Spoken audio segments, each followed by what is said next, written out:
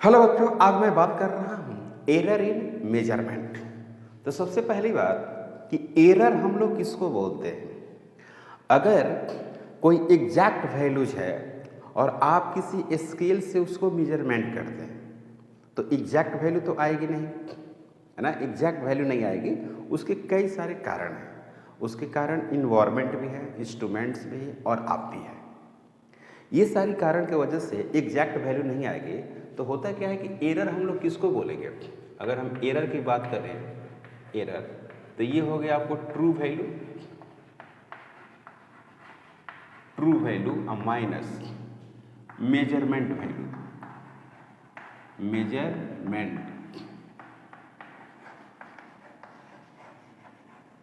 True value and measurement value. इस तरह से आप कैलकुलेट करते हैं true value and measurement value. यही एरर है, यानी error is equal to true value minus measurement value. इस तरह से आप एरर को कैलकुलेट करते हैं। क्लियर। अब हम बात जो करने जा रहे हैं वो है expression of the error. Expression of error. मान लीजिए कि आपके पास एक सिंपल पेंडुलम है। ओके, जी क्या है यहां पर कांस्टेंट। ओके, और अलग अलग आप इसका टाइम पीरियड क्या कर रहे हैं, कांस्टेंट कैलकुलेट कर रहे हैं। इसके जो अलग अलग टाइम पीरियड, जैसे कि यहां पर एक सिंपल पेंडुलम है, suppose that,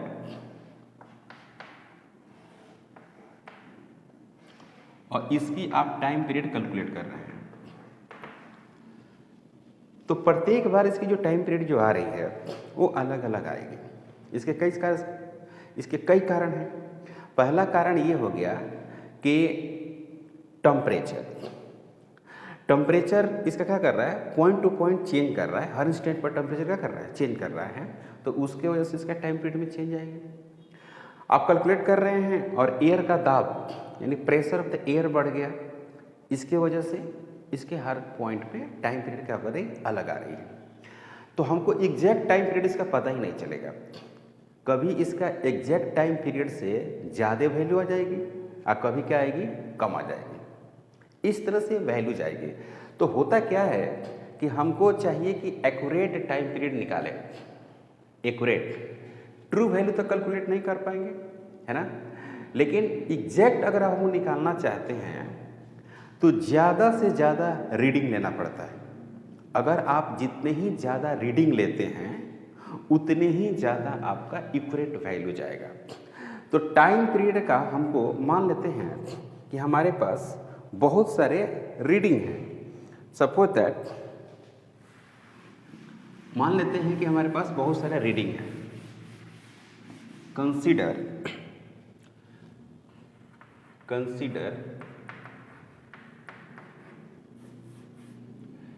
T1, T2, T3 up to Tn is reading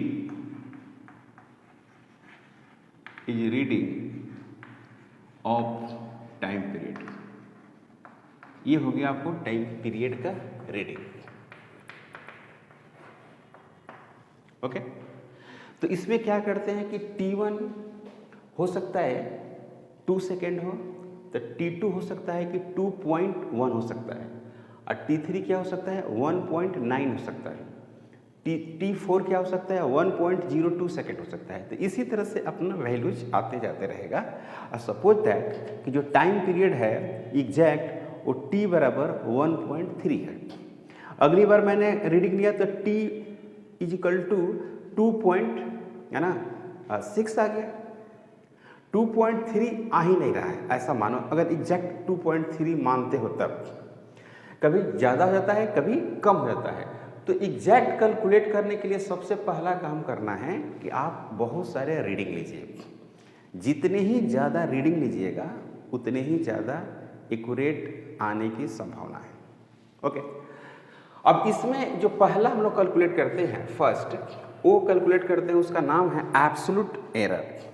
तो एब्सोल्यूट एरर कैसे निकालते हैं, या मीन एरर भी बोलते हैं इसको, एब्सोल्यूट एरर, एब्सोल्यूट एरर। तो एब्सोल्यूट एरर जो लिखते हैं टी एब्सोल्यूट इसको लिखते हैं, या टी मीन भी लिखते हैं, और टी मीन इसको भी लिखते हैं। इसमें करना कुछ नहीं है, जितने भी रीडिंग लिए हैं उन सभी रीडिंग को आप क्या कर दीजिए, जोड़ दीजिए, और उसके बाद क्या कर दीजिए, उतना ही से डिवाइड कर दीजिए। तो n मैंने रीडिंग लिया तो n से क्या कर दिया, डिवाइड कर दिया, यानी टी एब्सोल्यूट और T mean is equal to ये सारी रीडिंग है, और डिवाइडेड बटे क्या है, n है। क्लियर? तो ये जो वैल्यूज आएगी ना, ई वैल्यूज इन सभी से अच्छा आएगी। जैसे सपोज दैट कि t इज इक्वल टू जो एग्जैक्ट है, एग्जैक्ट सपोज दैट कि 2.03 सेकेंड है, एग्जैक्ट वैल्यू है ये, है ना, ये है एग्जैक्ट वैल्यूज। तो ये आया T1 जो आया है 2.1 आया है, T2 जो आया है 2.2 आया है, T3 जो आया है 2.6 आ गया है, T4 जो आया 1.9 आया, T5 आया 1.99 आया, लेकिन T बराबर 2.03 कोई नहीं आया। कोई आगे आ गया और कोई पीछे आ गया, कोई उसके पास में है, लेकिन एग्जैक्ट नहीं है। तो ये जो वैल्यूज आई है ना, जो ये वैल्यूज हम निकालेंगे, ये भी एग्जैक्ट नहीं होगी, लेकिन ये सबसे ज़्यादा इसके करीब होगी। समझ रहे हैं बात को? तो एग्जैक्ट ये नहीं आया, तो हम लोग क्या करते हैं कि टी मीन निकालते हैं पहले। तो इसको हम लोग क्या बोलते हैं, एब्सोल्यूट एरर, इसका हम लोग नाम देते हैं। इस तरह की जो वैल्यूज होती है, ओके। अब यहाँ पर क्या है, एब्सोल्यूट एरर की हम बात कर रहे हैं, तो सबसे पहले यहाँ पर हम क्या निकालते हैं, डेल्टा T1 निकालते हैं। अभी डेल्टा T1 क्या है, देखिएगा, डेल्टा T1 जो है T mean minus T1, delta जो T2 है उसको बोलते हैं T मीन, इसको बोलते हैं T mean minus T2, delta जो T3 है उसको बोलते हैं T mean minus T3, up to dot dot, up to dot dot dot dot. Delta जो T मीन है n का, वो है आपको T M minus T N, ये मीन है, ये n है। अब इसमें जो हम लोग कैलकुलेट करेंगे, एब्सोल्यूट मीन एरर कैलकुलेट करेंगे। अब बात जो करेंगे हम लोग, इसी में बी पार्ट लिखते हैं, B part, absolute mean error.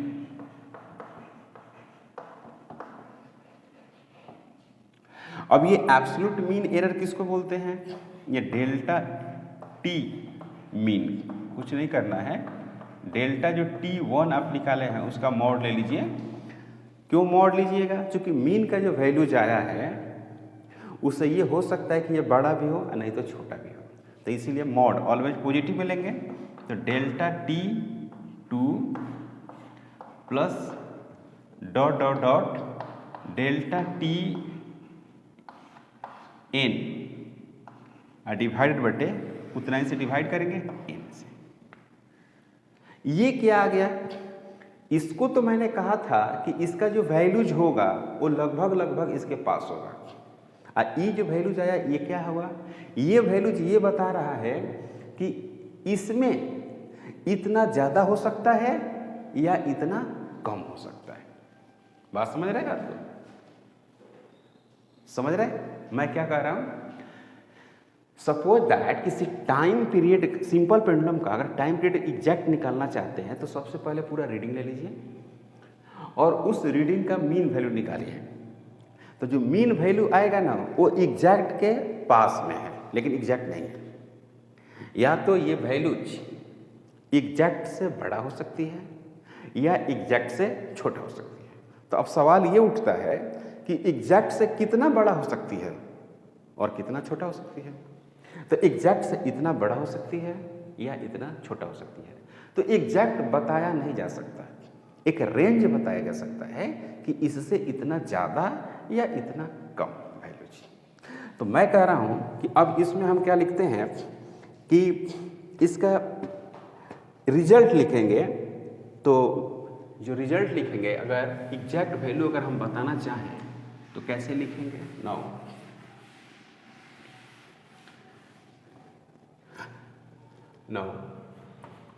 जो टाइम पीरियड है, time period of simple pendulum,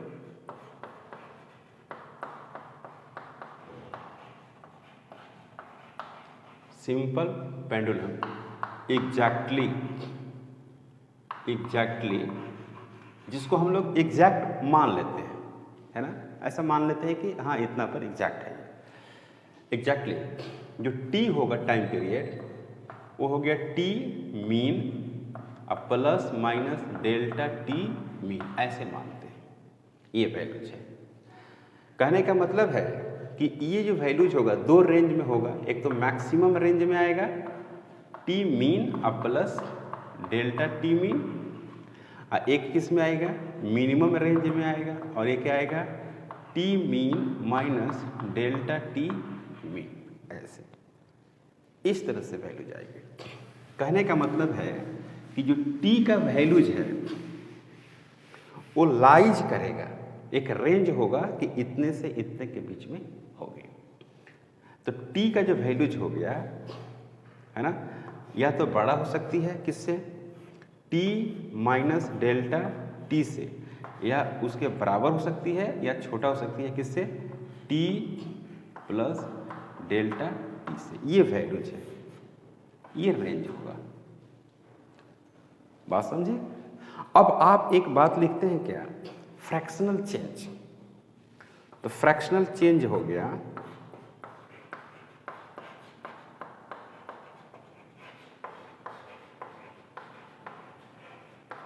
fractional change. तो फ्रैक्शनल जो चेंज होती है उसमें हम लिखते हैं डेल्टा टी मीन डिवाइडेड बटे टी मीन, ऐसे वैल्यू लिखते हैं। डेल्टा टी मीन बहुत छोटा है और उससे थोड़ा सा बड़ा है टी मीन, मीन मतलब अच्छा बड़ा है, तो डेल्टा टी। इसी तरह से लिखते हैं फ्रैक्शनल चेंज। अगर बात करते हैं क्या? Percentage change.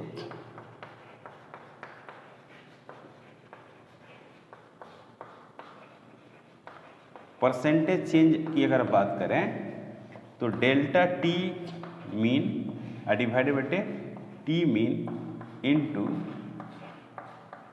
100%, ऐसे लिखते हैं वैल्यूज। परसेंटेज चेंज अगर आपको लिखना हो तो इस तरह से लिखेंगे, उसमें आप 100 से क्या कर देंगे? मल्टीप्लाई कर देंगे, तो ये रिजल्ट आ जाएगी। अब एक छोटा सा क्वेश्चन करते हैं, छोटा सा रीडिंग लेंगे, बड़ा रीडिंग नहीं लेंगे। क्वेश्चन है कि आपको टोटल क्वांटिटी जो है वो आपको कैलकुलेट करना है, सभी एरर कैलकुलेट करना है। एग्जांपल है कि T1 is equal to 2.1 second, T2 is equal to 2.4 second, और T3 is equal to 2.2 second, और जो T4 है वो है 2.8 सेकेंड। 2.8 सेकेंड नहीं करिए, आप 1.9 कर दीजिए, 9 या लिखिए 2 कितना लिखना चाहते हैं? 2.5 सेकेंड कर दीजिए, ठीक है। तो इसका क्या मतलब? इसका जो एग्जैक्ट वैल्यूज होगी, एग्जैक्ट वैल्यू वो 2.5 से पक्का छोटा होगी और 2.1 से बड़ा होगी, है ना। छोटा रीडिंग ये है और सबसे बड़ी रीडिंग ये है।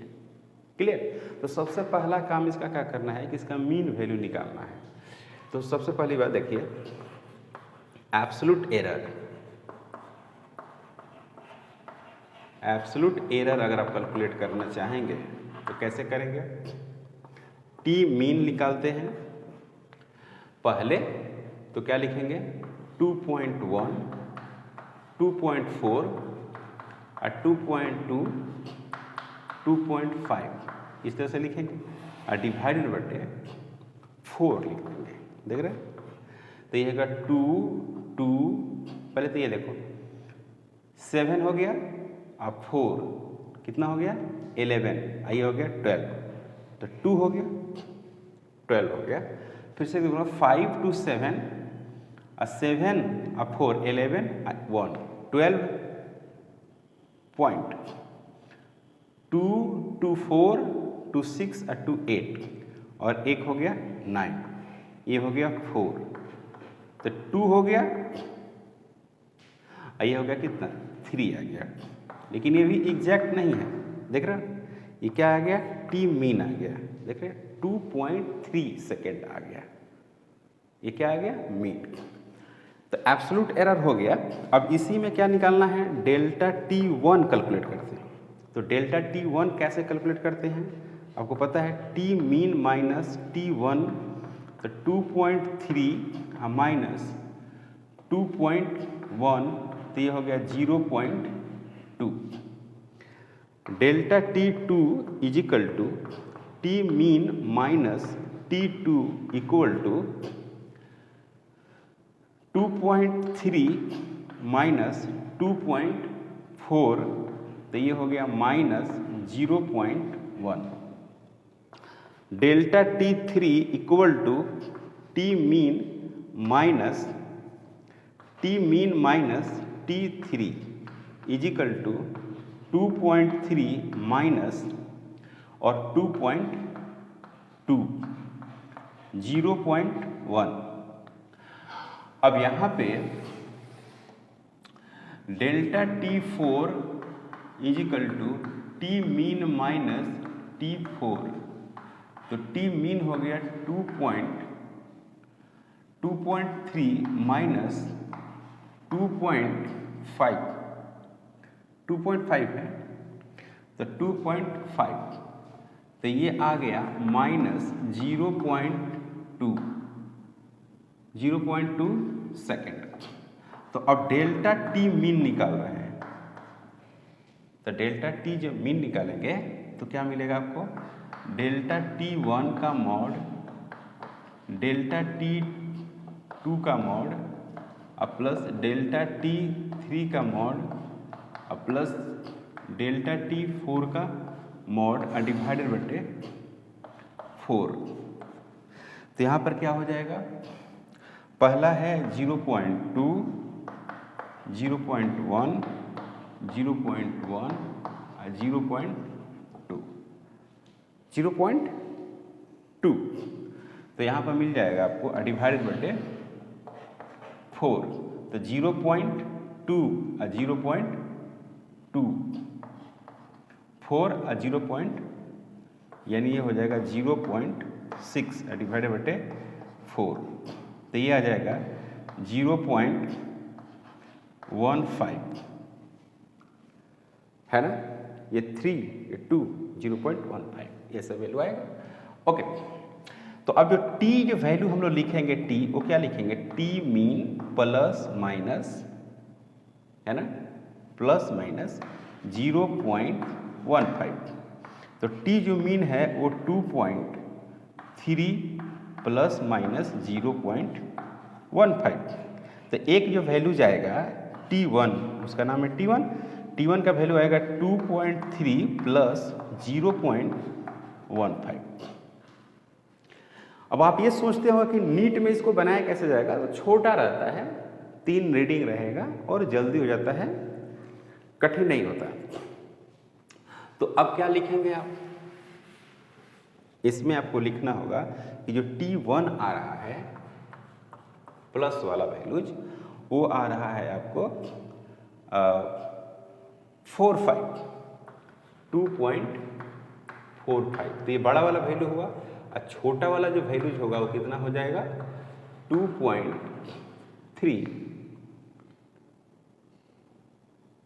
2.3 माइनस 0.15 ऐसा होगा। तो यहाँ पर हो जाएगा कितना 10 हो जाएगा, तो फिर 5 आ जाएगा, आई 2 हो जाएगा, फिर ये 1 हो जाएगा, है ना, और ये आ जाएगा आपको 1 पॉइंट इतना,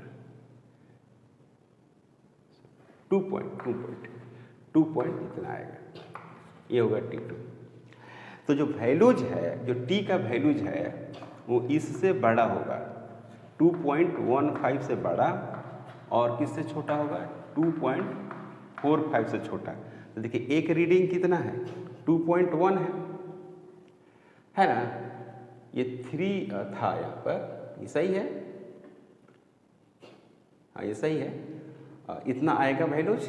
तो एक रीडिंग कितना है, 2.1, 2.4 और 2.2, 2.5, तो मैक्सिमम वाला कितना है, 2.5 है। अच्छा, यानी कहने का मतलब है इसका जो एग्जैक्ट वैल्यू होगा वो इसके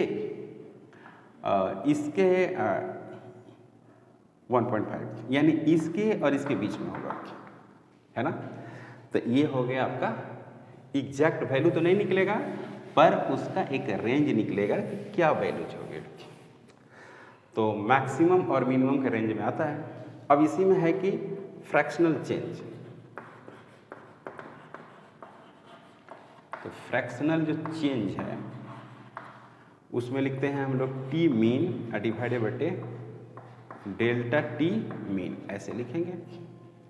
तो टी मीन, टी जो मीन था वो 2.3 था ना, 2.3, और डेल्टा टी जो मीन है वो 0 पॉइंट कितना आया है, 1.5। यहाँ पर लिखें क्या, 2.3 इंटू 100 डिवाइडेड बटे 15, तो ये हो गया 3, ये हो गया 20, हो गया, ये हो गया 0.7, 21 हो गया, फिर 2 आया, 36 18 हो गया, और फिर 2 आया, फिर 6 हो गया। तो यहाँ पर क्या मिल गया आपको, यहाँ पर मिला 0.766 इंटू 20, तो ये वैल्यू जा रहा है 6 दूना 12 कर 2, 6 दूना 12, 1 13, 7 दूना 14, 1 15 पॉइंट, यहाँ पर हो गया 10, तो ये आ गया आपको 15.32, या फ्रैक्शनल चेंज। ओ उल्टा लिख दिया, फ्रैक्शनल का वैल्यू 1 से बड़ा हो ही नहीं सकता, उल्टा लिख दिया हूँ, है ना, उल्टा फॉर्मूला लिखा हूँ। फ्रैक्शनल चेंज में हो गया डेल्टा टी मीन डिवाइडेड बटे टी मीन, ऐसे होता है। तो डेल्टा टी मीन कितना है, 0.15, ये आ गया आपको 2.3, ये वैल्यू जा गया। इसको आप सोल्व करेंगे तो यहाँ पर लिख सकते हैं क्या, 3, यहाँ पर लिख सकते हैं क्या 20, यहाँ पर लिख सकते हैं 2.3, इसको लिख सकते हैं 3, इसको लिख सकते हैं 46, है ना, इसके आसपास वैल्यूज लिखेंगे 46। अब ये क्या है, 1 से छोटा है ना, ये 1 से छोटा 0.0 समथिंग है, ओके, इतना लिख दिया। तो ये हो गया आपका फ्रैक्शनल चेंज। अब इसमें बात करना है परसेंटेज चेंज। तो परसेंटेज चेंज में 100 से क्या करेंगे, मल्टीप्लाई करेंगे। तो now percentage change, percentage change, तो परसेंटेज चेंज में होता है कि फ्रैक्शनल चेंज,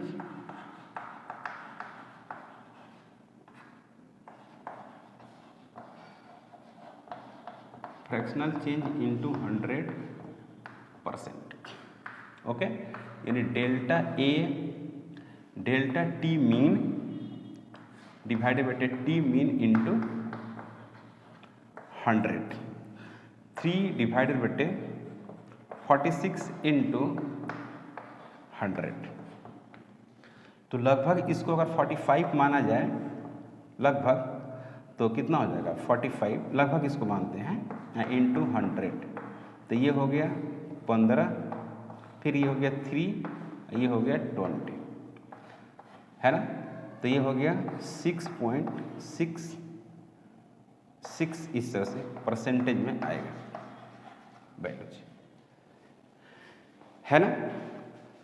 तो काफी यहां से क्वेश्चन पूछता है, यहां से क्वेश्चन हमेशा पूछता है ना। अब यहां पे कुछ जनरल फार्मूला देखते हैं, जैसे कि जनरल फार्मूला है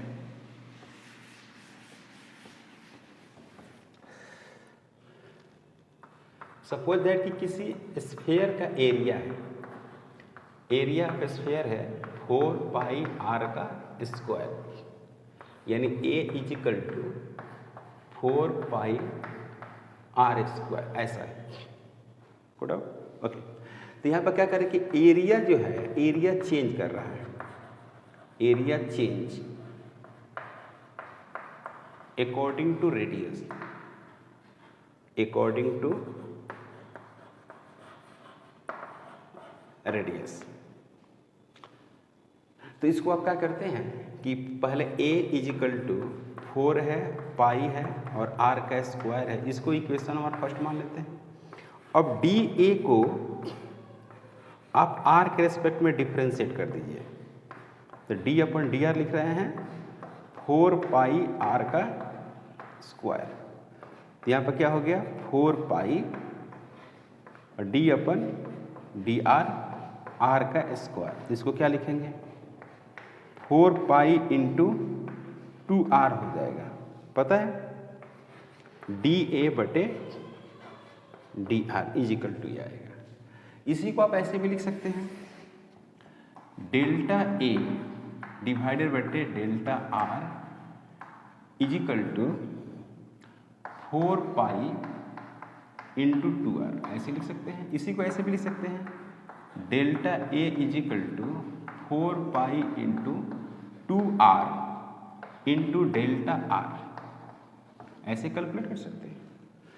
delta A is equal to 4 pi into 2r into delta R, आप ऐसे लिखेंगे, इसमें कोई डाउट नहीं। अब इसको इक्वेशन आप सेकंड मान लीजिए, सेकंड, यहां पर एक इक्वेशन फर्स्ट है, तो आप करेंगे सेकेंड डिवाइडेड बटे फर्स्ट कर दीजिए, तो क्या मिल रहा है आपको डेल्टा A डिवाइडेड बटे A, और यहां पर क्या मिलेगा 4 pi into 2r into delta R divided बटे 4 पाई r का स्क्वायर। तो 4 पाई से 4 पाई कैंसिल हो गया और r स्क्वायर से एक r कैंसिल हो गया, तो क्या मिल गया डेल्टा A डिवाइडेड बटे A equal to 2 delta R divided बटे R। ये क्या मिल गया आपको, देख रहे हैं ना।